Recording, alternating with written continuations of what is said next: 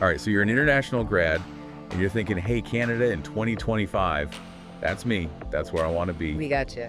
We're going to break it all down for you today. That's right. We are diving deep into all the changes coming up for Canadian immigration, and we're zeroing in on the PGWP and the pathway to PR. Yeah, the PGWP is the post-graduation work permit, and that's really the bridge for a lot of international grads to get their foot in the door in Canada, get some work experience, and then hopefully transition to permanent residency. Exactly, and it's an open work permit, so it gives grads a lot of flexibility in terms of what kind of jobs they can take. But there are some changes coming down the pipeline, right? Oh yeah, lots of changes. In fact, the eligibility requirements for the PGWP saw some big updates as of November 1, 2024. So if you're listening to this and you applied before, then you might be in the clear on some of this. That's right. If you applied before that date or you graduated from flight school, then some of these changes won't affect you. But if you're applying now or plan to apply in the future, definitely pay attention.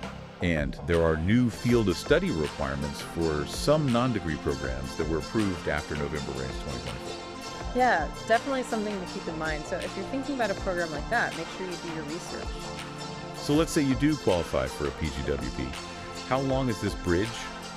How long can you actually stay and work in Canada? Well, generally, if your program was between 8 months and just under 2 years, the PGWP will match the length of your program. Okay, so same length as your program. But there's a big advantage for master's and doctoral grads. If your program was at least 8 months long or 900 hours in Quebec, you could be eligible for a 3-year PGWP, even if your program was shorter than 2 years. Oh, wow. So that's a huge advantage for master's and PhD students. It is, and this rule actually came into effect last year on February 15, 2024. But keep in mind, this doesn't apply to shorter certificate or diploma programs. Right, so master's and doctoral students, you got a bit of a leg up there. What if you did more than one program, though? So if you completed more than one eligible program, you might be able to combine their lengths for your PGWP. But each program has to be at least 8 months long and meet the PGWP requirements. Okay, so you might be able to stack them. Exactly, but there's a catch. You can only get one PGWP in your lifetime. Oh, okay, so one and done. One and done. Got it. So 2025 is just around the corner. What are some of the major changes to the PGWP that we need to be aware of? Okay, well, online learning is a big one for programs starting on or after September 2024.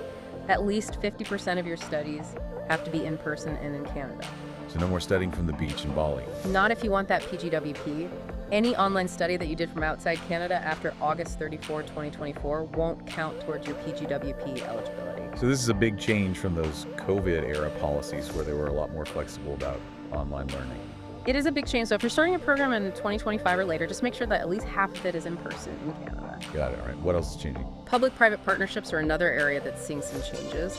If your program is at a private career college that has a licensing agreement with a public institution, you need to be careful about the dates. Dates are everything.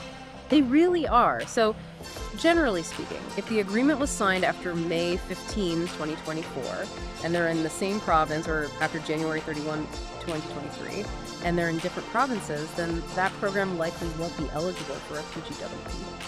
Okay, so those are the cutoff dates. Right. There are a few exceptions for programs that started before those dates, but the best advice is to check with the school and IRCC to make sure your program is PGWP eligible before you enroll. Don't wait till the last minute on that one. Right. Anything else on the PGWP side of things? Passport validity. This is something a lot of people don't think about. Your PGWP cannot be longer than your passport's validity, so make sure your passport will be valid for the entire length of your PGWP. Okay, so check your passport expiry date, people. And if your passport expires before your PGWP, you'll have to apply for a new PGWP once you get your passport renewed. It has to be a paper application. Paper application, fun. All right, so let's say you've got your PGWP, you're working in Canada, you're loving it. What's next? How do we transition to PR permanent residency? Well, the good news is the Canadian government wants you to stay. They're really making it a priority to transition temporary residents to permanent residents, and they're projecting that in 2025, over 40% of new PRs will be people who are already living in Canada. That's encouraging. It is. And the main pathway for people with Canadian work experience is the Canadian Experience Class, or CEC. Okay, the CEC, and that's managed through Express Entry, right? Exactly. Express Entry is the online system that handles applications for a bunch of different skilled worker programs, including the CEC. And in 2025, there are some priority categories within Express Entry for healthcare trades and French language proficiency. So if you have experience in those areas, you're going to be golden. You'll have a good chance for sure. Now, zooming out a bit beyond just the PGWP, what are some other big changes coming in 2025 that international students need to know about? Well, there's a national cap on study permits for 2025. It's set at 437,000, which is actually a 10% decrease from the previous year. So that means more competition for those study permits. Definitely something to keep in mind. And there's also a new requirement for most new study permit applicants, a Provincial Attestation Letter, or PLL. What's a PL? It's basically a letter from the province where you're planning to study, confirming that your acceptance to a program is genuine and that the program meets their requirements. Oh, another hoop to jump through. It is, but there are some exemptions to this rule, like if you're in primary or secondary school or applying for an extension at the same level and at the same DLI, or you're part of a government-sponsored program. So there are always exemptions. Always check the fine print. All right, what else do we need to know about these changes? Well, the rules around working off campus have changed too. As of November 2024, you can only work 24 hours per week off campus while classes are in session. So that's down from, Yeah, before you could work full-time off campus, but now it's limited to 24 hours. unless you're on a scheduled break. Exactly. During scheduled breaks, you can still work full-time. All right, what about changing schools if you want to switch DLIs? You now have to apply for a new study permit and get approval before you can switch schools. So no more just transferring over? Nope, it's a whole new application. Okay, and anything else? One more thing, the government is stepping up its monitoring of DLIs.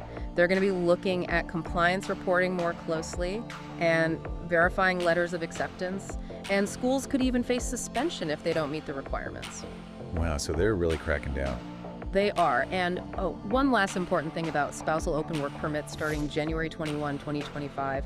They're going to be more restricted, generally only available to spouses of students in master's, doctoral, or certain professional programs. Okay, so spouses be aware. Big changes there too. Wow, that is a lot to take in. So much has changed. It has, but don't be discouraged. It's all about being prepared. So to our listeners out there feeling overwhelmed, what's your advice? First of all, stay informed. The Canada.k website is your best friend. It has all the latest up-to-date information on these programs and the requirements. Bookmark that site. Exactly. Okay. And make sure you double-check the eligibility criteria for the PGWP and any PR programs you're interested in. And if you're feeling lost or confused, reach out to a regulated Canadian immigration consultant. They can help you navigate all this. Absolutely. And don't wait till the last minute to start planning. Planning is key. It is.